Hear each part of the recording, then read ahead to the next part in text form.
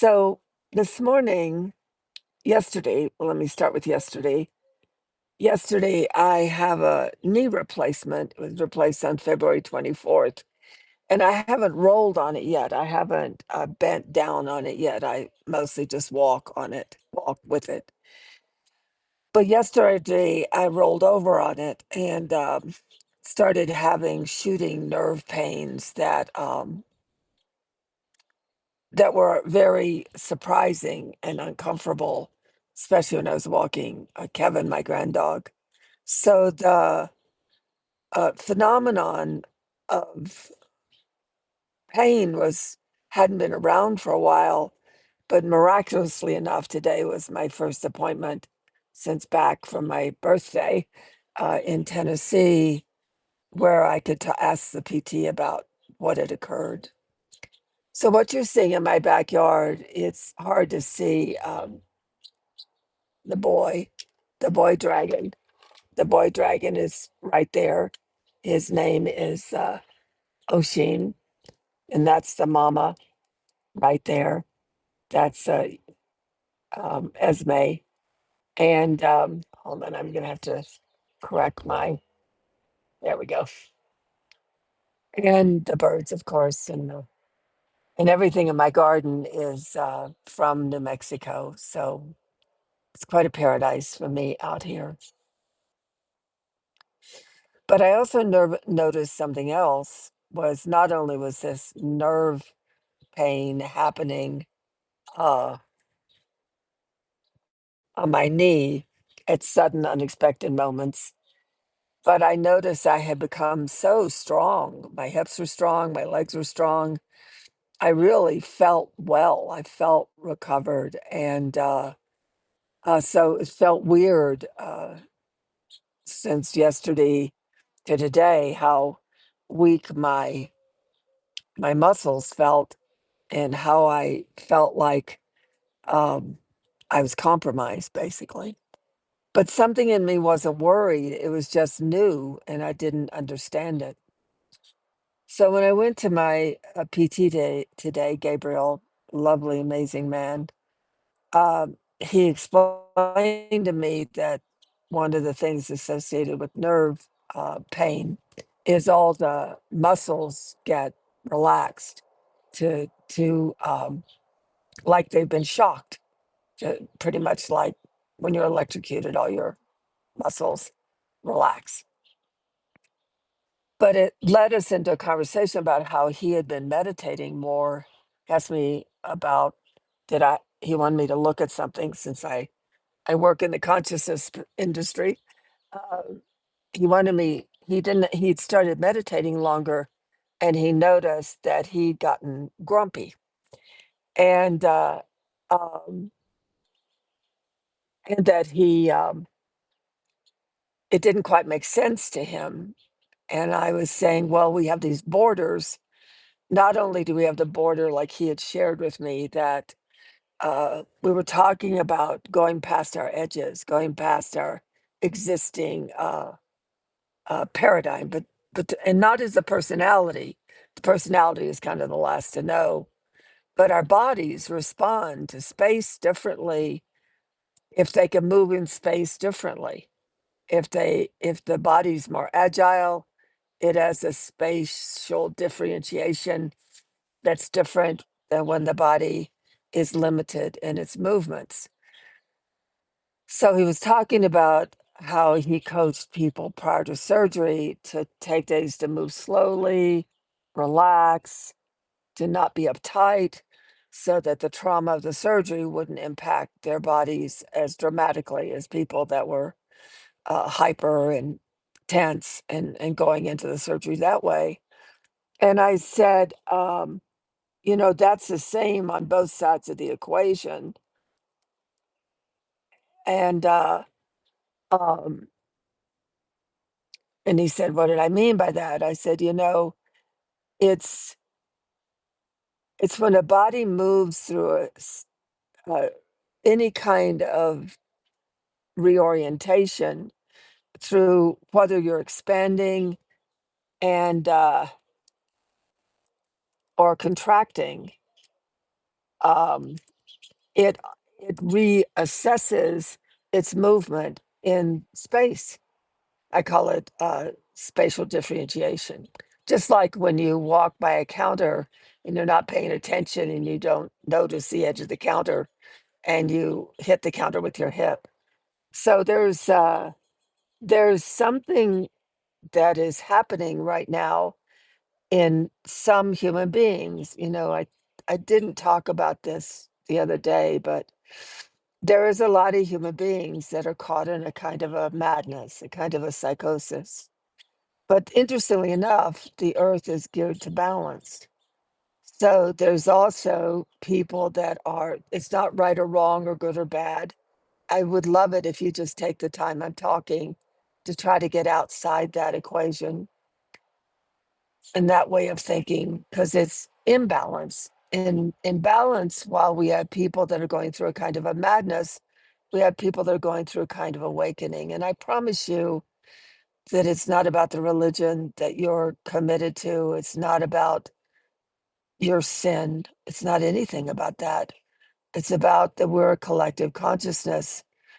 And so, when something happens in the collective consciousness that has things go to imbalance, the consciousness of creation goes through the repertoire of human being, not because of what they did or didn't do, but because of what they're capable of systemically. I know that's hard because we love to make people wrong or right, but it's a systemic phenomenon. That's why the phrase there, but for the grace of God go I, is such a significant phrase. So we were talking about that the surgical dynamics is the very same thing is is when we start to move into the next level of wholeness. When we start to move into the next level of wholeness, we slow down to reduce trauma, but we also slow down when expanding into new wholeness or new coherence because we're stretching beyond the old boundaries of protect and defend, and the body goes finally. And and so as this happens to us, if we were in touch with our bodies and we weren't thinking like personalities dragging our bodies around, then we would feel when we needed to slow down. We would feel when we need to pace ourselves more carefully.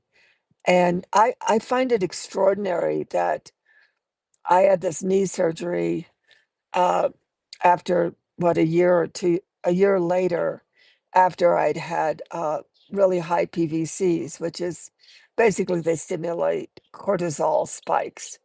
I learned a level of being, and we could say meditative level, but it wasn't formal. I learned a level of being still so those cortisol levels wouldn't spike. And I didn't realize it had expanded my capacity, the boundaries of my ability to be uh, here in space, in physical space, in a way that I don't think I could even begin to describe in this time we're having together this morning.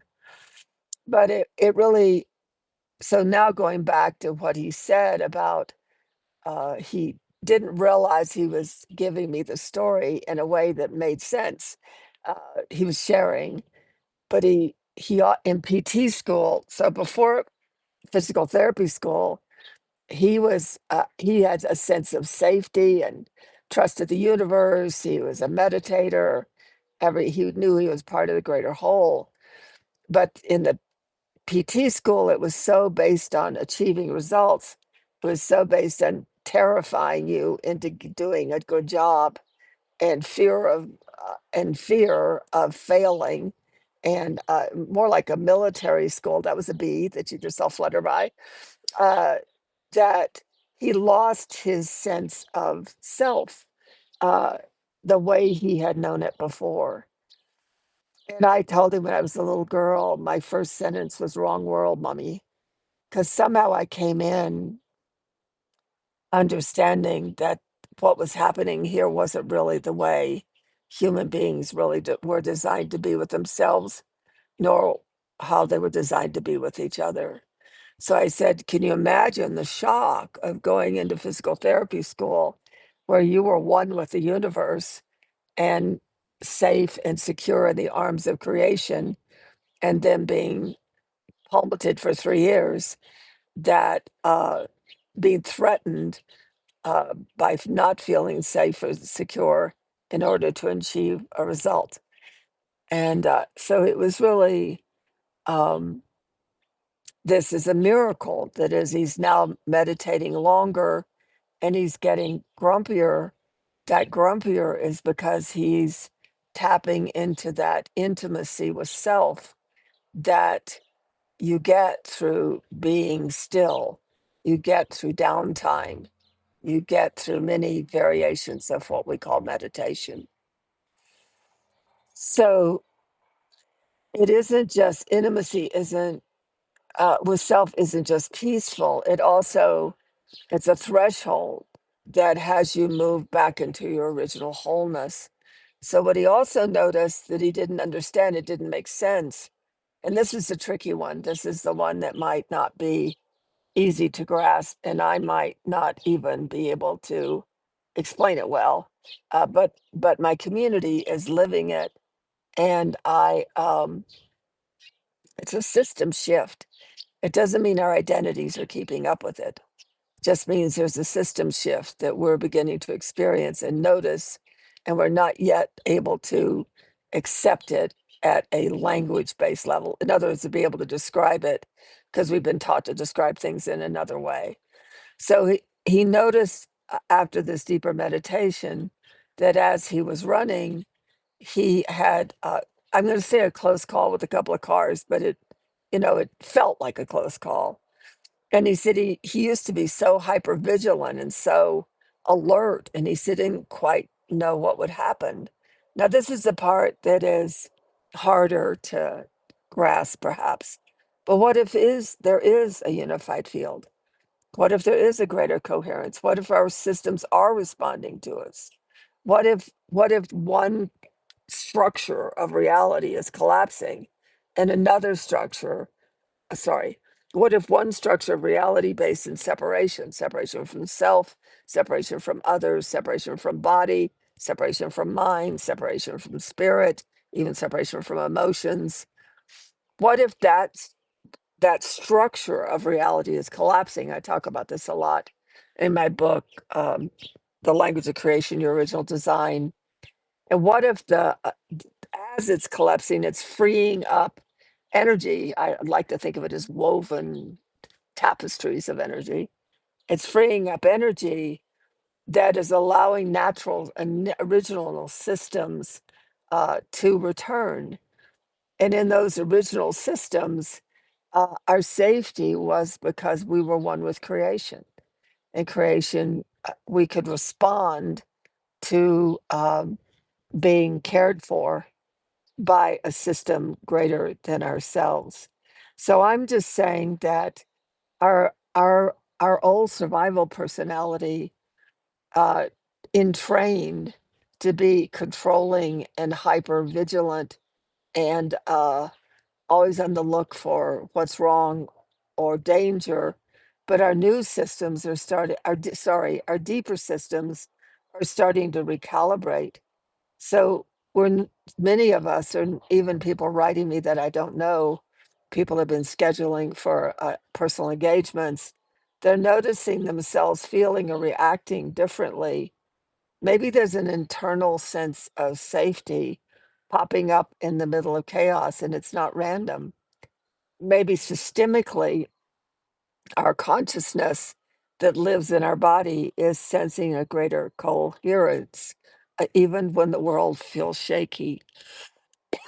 What if our systems are tracking emergence? What if that's what is occurring? So I just wanted to bring that up today. I had said that I would give news on consciousness daily if I could, and so this is short, short and sweet. Hopefully, um, but just remember, um, this is very possibly we because I formed a cultural community.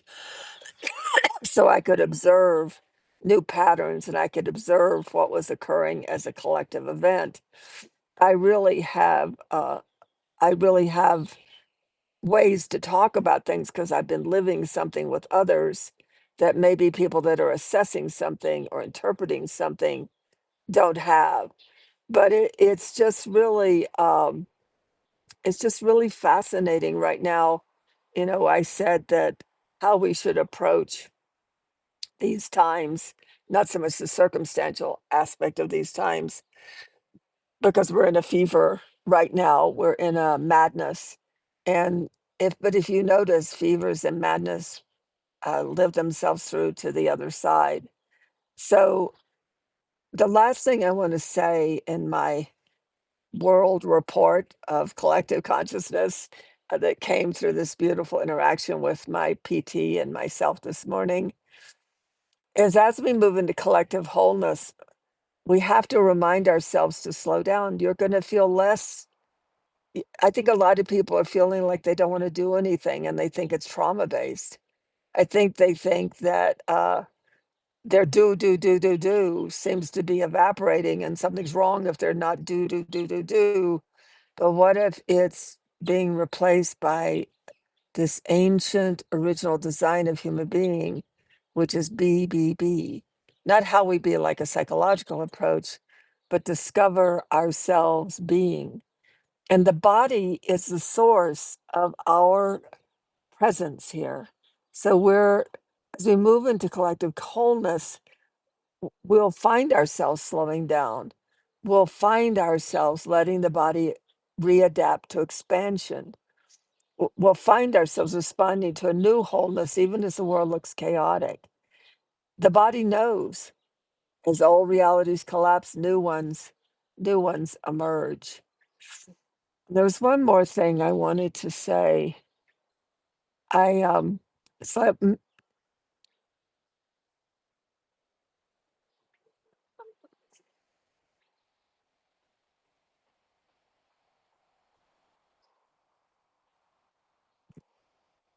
our systems, I find it incredibly curious with all the events going on that our systems seem to be learning space, relearning space, trust, intimacy beyond survival.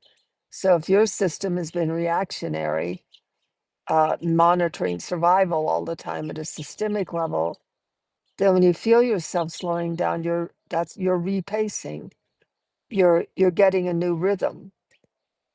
It isn't the I that thinks that you're depressed because you don't know what to do, or you don't want to do it, or you don't want to do anything. Leave it alone. It's meditation. It's the meditation of consciousness that is restoring systems that will be emergent as the old systems die. So when we used to have these expanded consciousness states happen in our collective, it's still true, but this is our actual incidences the last few years. When we would have finding ourselves in expanded consciousness state, I asked everybody to slow down. I used to say, pretend you're Sai Baba, because he used to walk one foot and then another foot carefully in front of the foot and other one carefully in front of the foot, so that you are not being driven by what you think you should be doing or how you think you should be operating, and you're letting the body be the guide. I know it's scary. I know it's scary. We've been controlled by our mental mind for so long, but systemically, something's happening with our bodies that goes beyond panic and fear. Something's resetting itself. Bodies know that human beings as a species can't survive forever in panic and fear. It's always known that. And then something happens where the old survival patterns begin to disassimilate and reassimilate as something totally new. And in between, there's a wobble. There's a wobble until we realize that another a greater system than ourselves is returning us to our relationship with it, and this greater coherence uh, proves itself to you. You don't have to believe it. You don't have to believe it, but I do know that many of us are living it, and not just the ones in it isn't exclusive to the field of Tantra Maat. It isn't at all people that messages that I've been sending. And then the last thing I said, some people wrote me, I just set up times on the weekends for June engagements and activations at my website, tantramat.com. But I'm not going to do any more than just the weekends. Someone wrote me just incredibly panicked, and I gave her 3 homeopathic remedies. I recommended she try one of them because becoming self-aware is a capacity, and I don't want to be the person any that is calming you down. There are so many ways. So let me say it better. I want it's not like I don't calm people down, I do, but there's a systemic activity happening that just like when you tell somebody the fever has to you gotta let the body have a fever. The body needs a fever to burn out the disease. And a lot of these high emotional states and these sense of reality collapsing all around you, or these states of don't know what's going on, or fear what's going on is tragic and horrible, which some of what is going on is tragic and horrible. But the very fact that we're reacting to it with such a wrong world, wrong world, wrong world points that our systems are rearranging themselves on behalf of all this, regardless of what it is, having us move to the next greater whole. So I didn't do much to prepare for this. This is off the cuff because I so funny yesterday that I said, okay, well, I did it kind of off the cuff when I said sitting on my rabbit bench outside with walking my grand dog. Well, I just think if everybody's reporting on human circumstance, some of us that deal in consciousness should report on the news of human consciousness. It sort of started like that. And then today I'd kind of forgotten all about it. Well, I had forgotten all about it, let me be honest. And then I go to PT and I think, oh my God, it's so magical that I put pressure on my knee, and here I have Gabriel able to de-trigger the nerves that are triggering because of the you know, pressing into old scar tissue. Well, that's what we're doing. We're pressing into old scar tissue, and we're de-triggering, or we're learning the greater systems of reality are finding ways to help us de-trigger. I don't know. Why did this come up now? See, I get myself into trouble when I do live events because then I start to channel and then there I am. But take care of yourself. Take care of yourself. Be your best friend. Know that your system is going through views and experiences of reality, whether they're the circumstantial reality that you're reacting to or senses of reality that don't seem to be a consensus reality. Just stay in your presence. Just stay present. Stay calm. Let these lived experiences work themselves through to the other side. Don't be so triggered is fine, but don't be so easily enrolled in this is gloom and doom, perpetual, forever gloom and doom. It isn't, and it is bad. And many, many people are more sensitive and more reactive because they know it's wrong world. But just know that that reactiveness and that sensitivity is letting creation know that you are in tune with what reality really is, which is what operates on behalf of life and has life exist as whole. And creation picking up on your upset, picking up on your attunement, it begins to create, it adds it all together like a calculator. And then more and more people systemically can become part of this greater weave of this dynamic of we're in between worlds right now. And it's really important to know the level of the fever pitch and the level of the madness for all of us that are beginning to not be mad or be desensitized, that we're actually molecules of a greater system that is restoring itself here. One of my first, this is my 62nd year of working in my medium, and one of my favorite coined phrases I use is creation reflects upon itself, gaining knowledge and recognition of itself through its multidimensional, multisensory, multi-intelligent system that we actually refer to as a human being. What if that's what we really are? What if we're expressions of creation moving through a collapse and expand, a deconstruct and a construct, a going in out of existence and coming into existence? It is all part of moving to the next greater whole, and that systemically we are finding ourselves systemically responding to it. That doesn't mean our survival based identities have caught up yet, but human beings awaken through experience, and there are new experiences to be had. Anyway, I'm not going to set a time in linear time to do these lives. I loved it this morning that I'd forgotten all about it. And I go to my PT and he starts talking about, asks me, walks right in the door and says to me, "Can I talk to you about consciousness and awakening and emergence and what was the other one? Emergence and embodiment." So we spent the whole time with heat detriggering the scar tissue that had given my nerves a response yesterday when I bent on my when I bent down on my knee. And then I realized that's what I said I wanted to do. What I wanted to do was report the news, and my PT was the news this morning.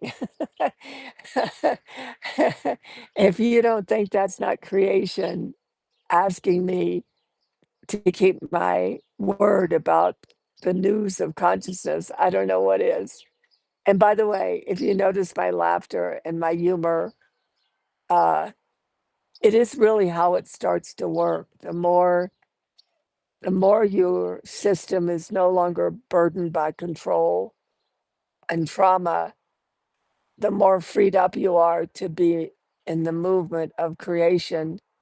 And I just want to say it's worth it. It's just worth it. There's a tolerance for the horror of that's going on, not like a permission, but like the ability to keep creating life in the face of it. There's humor because you know what you can do something about and what you can't do anything about. And then these amazing synchronicities, like I'm on this call with you because of the conversation with my PT this morning. Magic. Absolute total magic. Anyway, I don't know if these lives stay live. I don't know where they go. I've never worked on Substack before, but I'm going to keep my word to creation. And in that, I keep my word to you. Namaste.